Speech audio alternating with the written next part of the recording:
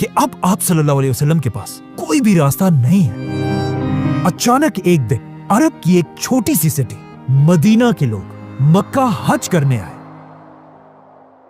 जिनमें से कुछ ने आप सल्लल्लाहु अलैहि वसल्लम से रात के अंधेरे में एक सीक्रेट मीटिंग की रिक्वेस्ट की, जिसे आप सल्लल्लाहु अलैहि वसल्लम ने एक्सेप्ट किया।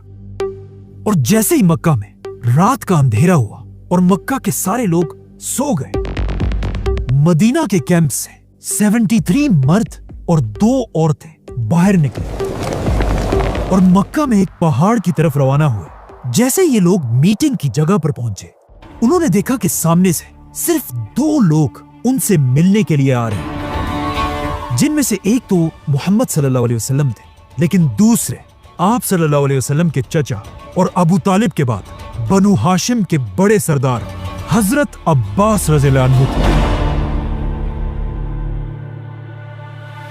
तो सबसे पहले हजरत अब्बास आगे बढ़े और मदीना वालों से कहा कि ए मदीना वालों, ये बात याद रखो, अगर तुम मेरे भतीजे को अपने साथ लेकर जाओगे तो उसके बाद पूरा अरब तुम मदीना वालों के खिलाफ हो जाएगा।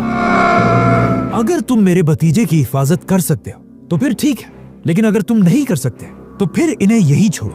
हम बनु हाशिम खानदान इनकी हिफाजत के लिए तैयार हैं। जिस पर मदीना वालों ने हजरत अब्बास से कहा कि हम एक बहुत ही खतरनाक और एक वॉरियर कौम है और हम अपने खून के आखिरी कतरे तक इनकी हिफाजत करेंगे। इसी के साथ मुसलमानों की हिजरत शुरू हुई और सारे मुसलमान मक्का को छोड़कर मदीना की तरफ रवाना हुए। लेकिन हजरत अब्बास रज़ियल्लाहु अन्हु ने हिजरत नहीं की और वो यहीं मक्का में रहे। और मदीना पहुंचने के कुछ ही अरसे बाद इस्लाम की पहली जंग का वक्त आया, जंगे बदर। जंग से पहले रसूलुल्लाह सल्लल्लाहु अलैहि वसल्लम ने सारे सहाबा को जमा किया और इस जंग की प्लानिंग करने लगे। इस जंग में सारे सहाबा मक्का में अपने अपने खानदानों के साथ लड़ने के लिए बिल्कुल तैयार थे। लेकिन जैसे ही ये मीटिंग शुरू हुई, रसूलुल्लाह सल्लल्लाहु अलैहि वसल्लम ने अपने सहाबा से कहा कि कोई भी सहाबी बदर की जंग में मेरे खानदान बनु हाशिम को नहीं मारेगा।